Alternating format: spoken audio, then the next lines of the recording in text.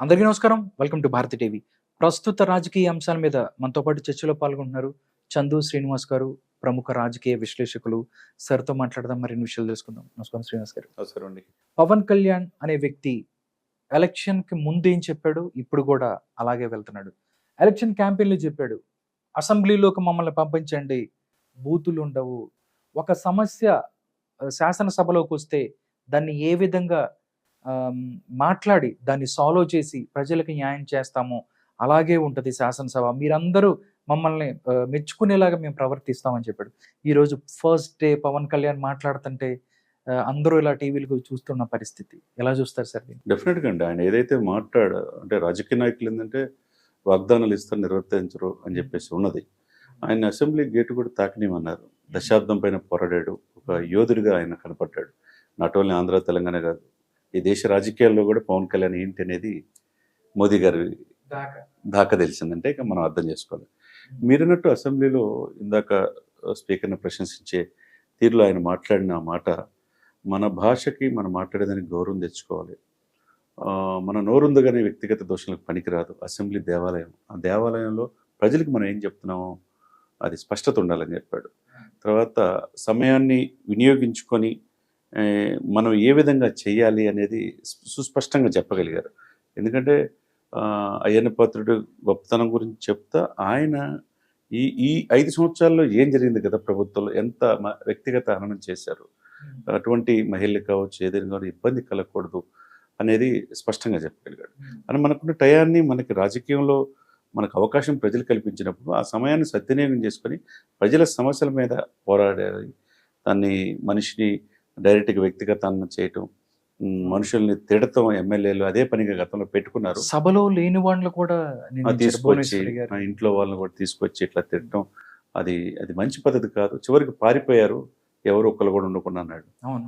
మరి సాక్షాత్ నిన్న ప్రమాణ స్వీకారం చేసి 20 నిమిషాలు కూడా ఉండకుండా జగన్మోహన్ రెడ్డి గారు వెళ్ళిపోయారు. తన సభ్యులు ప్రమాణ స్వీకారం జరుగుతుండగానే వెళ్ళిపోయాడంటే ఇక ఆయనకి అంటే 151 సీట్లు ఇచ్చి 22 మంది ఎంపీలు ఇచ్చినప్పుడు మీరు మరలా 25 సంవత్సరాల రాజకీయ జీవితం మేమే ఉంటామని అనుకున్నప్పుడు ప్రమాణ స్వీకారానికి ఏర్పాట్లుగా చేసుకున్న మీరు మిమ్మల్ని 11 సీట్లకు ఎందుకు పరిమితం చేశారు? మనం ఒకసారి ఆలోచించుకోవాలి. అంటే మనం మాట్లాడే భాష హుందాగా ఉండాలి. ఇప్పుడు ఆయన చెప్పిన మాట ఏం చెప్పాడు? మనం పొట్టి శ్రీరాములు గారు 58 రోజులు ఆమరణ నిరాదీక్ష చేస్తే మన ఆంధ్ర రాష్ట్రం వచ్చింది. ఆయన సావుకు భయపడలే, ఇక్కడ ఆంధ్ర రాష్ట్రం కోసం పాటుపడాడు. ఆయన ఆత్మకు శాంతి కలగాలంటే మనం హుందాగా వ్యవహరించాలి, మనకి ఇచ్చిన సహాయాన్ని సద్వినియోగం చేసుకోవాలి, ప్రజల కోసం పోరాడాలన్నాడు. ఇప్పుడు మరి సాక్షాత్తు పారిపోయింది ఎవరు అక్కడ అసెంబ్లీలో? ప్రజల సమస్యల్ని మిమ్మల్ని గెలిపించారు కదా, 11 మందిని గెలిపించిన ఎమ్మెల్యేలుగా మీరు ఏదన్నా తమ ప్రజల సమస్యలను తీసుకురావడానికే కదా. మీరు అది కూడా లేనప్పుడు హుందాగా వ్యవహరించాలి. ఈ సమయాన్ని మీరు ఆ పాత్రలో ఉన్నప్పుడు మీరు దానికి న్యాయం చేయమని అయ్యన్న పాత్ర చెప్పిన విధానం నేటితరం రాజకీయ నాయకులు స్ఫూర్తిగా తీసుకోవాలి. భవిష్యత్తు తరాలకు కూడా. ఇకపోతే దశాబ్దం పైన రాజకీయాల్లో ఉన్నాడు ఆయన. ఎక్కడా తొనకల బెనకల తన అసెంబ్లీ గేటు తాకనివన్నారు. తాకనివన్న వ్యక్తులు ఒక్కళ్ళు కూడా వచ్చారో చెప్పండి? సీట్లు తీసుకునే విషయంలో చాలా విమర్శించారు. అమ్ముడు పోయాడు అన్నారు, ప్యాకేజ్ స్టార్ అన్నారు, మ్యారేజ్ స్టార్ అన్నారు. 21 సీట్లకే తలొగ్గారు అనుకున్నారు. 21 సీట్లు చూడండి, యాదృచ్ఛికం కాదు, విధి రాతది. 21 సీట్లు గెలుచుకున్నాడు. 100% సక్సెస్ రేటు. 21 మందిని తనతో పాటు 20 మందిని అసెంబ్లీకి తీసుకెళ్ళాడు 21 తారీఖు. అంటే దేవుడి స్క్రిప్ట్ అది. మీరు ఆయన హోందాగా చంద్రబాబు నాయుడు గారి పక్కన కూర్చున్నాడు, సహా ముఖ్యమంత్రిగా ఆయన అసెంబ్లీలో రాగానే నేను కూడా వెళ్ళొచ్చాను సార్. ఇది ఆంధ్రప్రదేశ్ శాసనసభ కార్యక్రమ నిర్వహణ నియమావళి. ఓకే. నేను 2 సంవత్సరాల నుంచి పవన్ కళ్యాణ్ అనే వ్యక్తి ఏ విధంగా జాతీయ రాజకీయాల్లో ఎమర్జ్ అవుతారని చెప్తే చాలా మంది విమర్శించారు. ఆ విమర్శించిన వాళ్ళు ఇప్పుడు పొగుడుతున్నారు. అవును.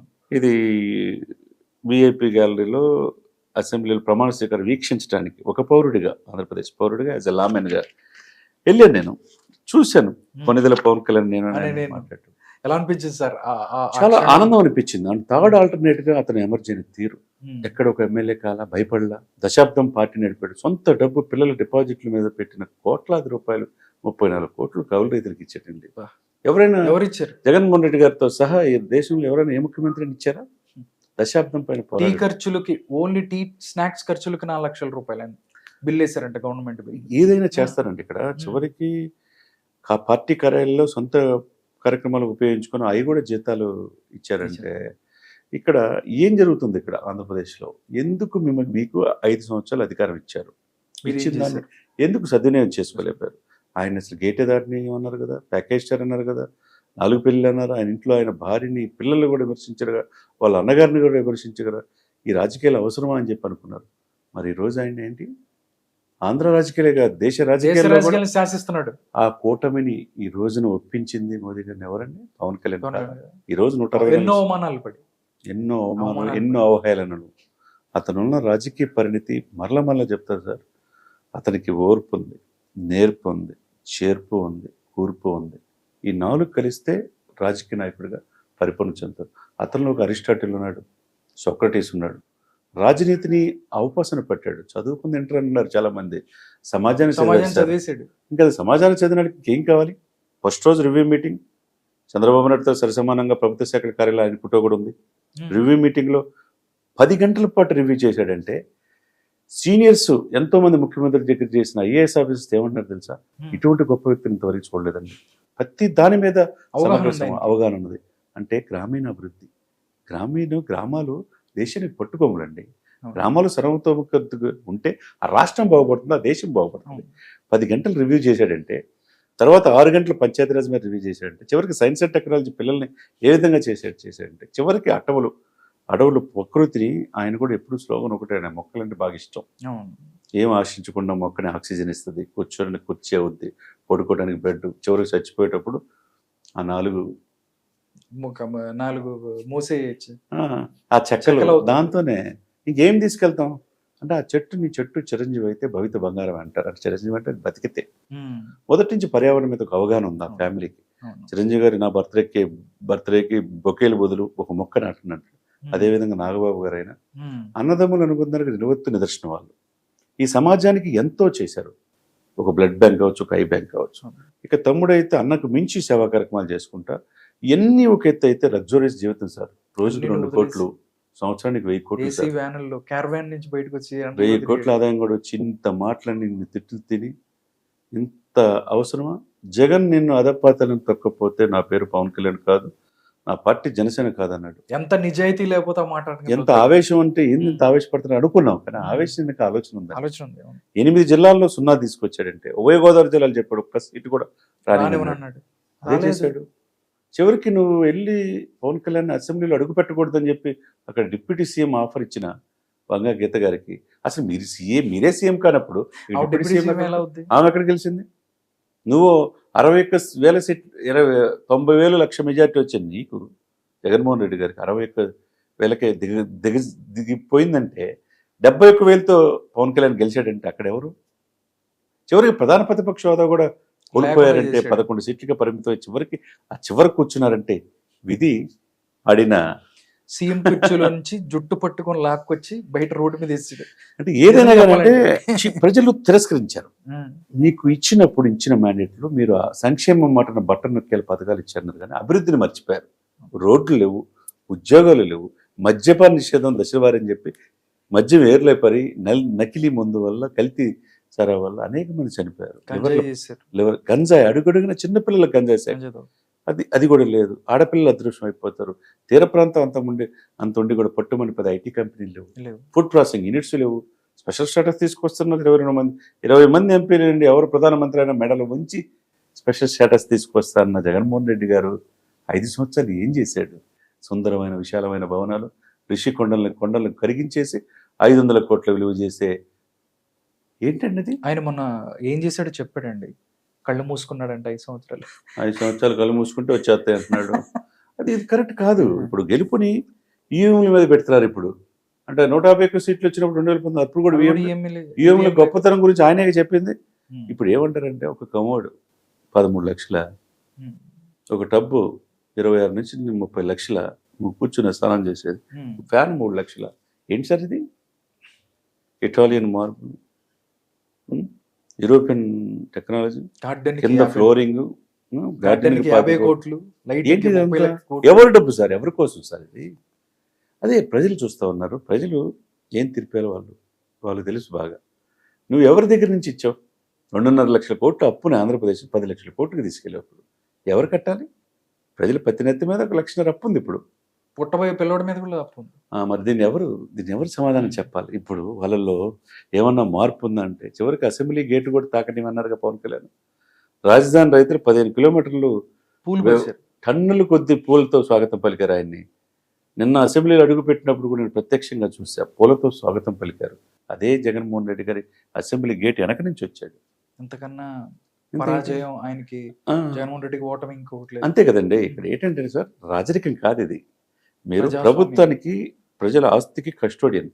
అంతేగాని నేను ఏది చెప్పిన వేదం అనుకుంటే కరెక్ట్ కాదు. తాడేపల్లి ప్యాలెస్కి ప్రజలకు గ్యాప్ వచ్చేసింది. ఎమ్మెల్యేలకు మంత్రులు కూడా అపాయింట్మెంట్ లేదు. ఏం మాట్లాడాలన్నా సకల శాఖ మంత్రి సజ్జలే మాట్లాడాలా, లేకపోతే ధనుంజయ రెడ్డి.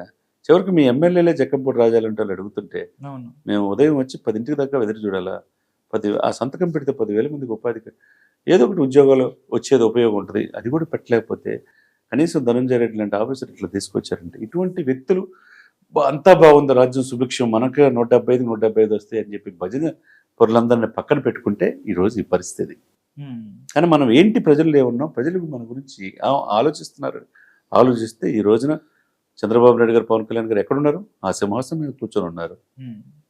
ప్రతి విషయం ఆయన గౌరవాన్ని తగ్గగల విధంగా ఆయనకి అంత ప్రాధాన్యత గల 6 పోస్టులు ఇచ్చారు. తర్వాత నాదెండ్ల మనోహర్ గారు కూడా పౌర సరఫరాలు చూశారు, మనం ఆరోగ్యం, తర్వాత వినియోగదారులు ఇచ్చారు. కందులు దుర్గేష్కి సినిమా ఫోటోగ్రఫీ చూడండి. ఆయన సినిమా 150 టికెట్ నుంచి 10 రూపాయలు చేశారు మీరు. కానీ లాస్ అయినంత రూపాయలు దగ్గర ఉన్నాడు. లాస్ అయిన ప్రతి రూపాయి పవన్ కళ్యాణ్ చెల్లించాడే. ఆ సినిమా 24 క్రాఫ్ట్స్కి అయ్యా తల్లి ప్రాధాన్యత, తల్లి పొజిషన్లో ఉండవని చెప్పి చిరంజీవి వచ్చి నేను ప్రాధాయపడ్డాడే, చేతులు జోడించి అడిగాడే. అంటే మీరేంటి రాజరికంలో ఉన్నారా? You are the custodian of people's property. అంటే గుంపు మేస్త్రి, నేనేమో పెద్ద కాదని చెప్పి ఇక్కడ రేవంత్ రెడ్డి అంటున్నా. నేను ఒక గుంపుకు మేస్త్రి, ముఠా మేస్త్రి లాగా గుంపు మేస్త్రిని ఇక్కడ రేవంత్ రెడ్డి అంటున్నాడు. ఇక్కడ మీరేమంటున్నారు? నేను చెప్పిందే నేనే వేదం అంటే ఇప్పుడు ఏంటి పరిస్థితి అనేది తీసుకెళ్లి ప్రజలు కూర్చోబెట్టారు. అది ఆలోచించుకోవాలి. ఎవరైనా ఒకటేనండి, ప్రజలు ఏం చూస్తారంటే నువ్వు అభివృద్ధి ఎక్కడి నుంచి తీసుకొచ్చావు, రూపాయి ఎవరి మీద తీసుకొచ్చావు, ట్యాక్సుల మీద ఒక్కొక్క ఎస్సీ సప్లా నుంచి మరల్చి, కాపు కార్పొరేషన్ నుంచి మరల్చి ఇంకో కార్పొరేషన్ తీసుకొచ్చిన డబ్బుని డైవర్ట్ చేసి నువ్వు పథకాలకు బటన్ నొక్కుతున్నావు. సంక్షేమ మాటలు ఇచ్చాను, ఈ అవ్వాతాతలు ఏమైపోయారు, ఈ ఓట్లు ఏమైపోయినా నువ్వు బాధపడుతున్నావు. అంటే ప్రజల్ని దోషులుగా చేస్తుంటే మరి ప్రజలు మీరు కాదనుకున్నప్పుడు ఏం తప్పు జరిగిందో ప్రజల దగ్గరికి వెళ్ళండి. మళ్ళీ నీకు వయసు ఉంది కదా, మళ్ళీ అవకాశం ఉంది కదా. ఆ ప్రయత్నం ఏం చేయకుండా నాకు ఓట్లే లేదు, సంక్షేమం చేశాను అని చెప్పి అనటం అనేది అది కరెక్ట్ కాదు.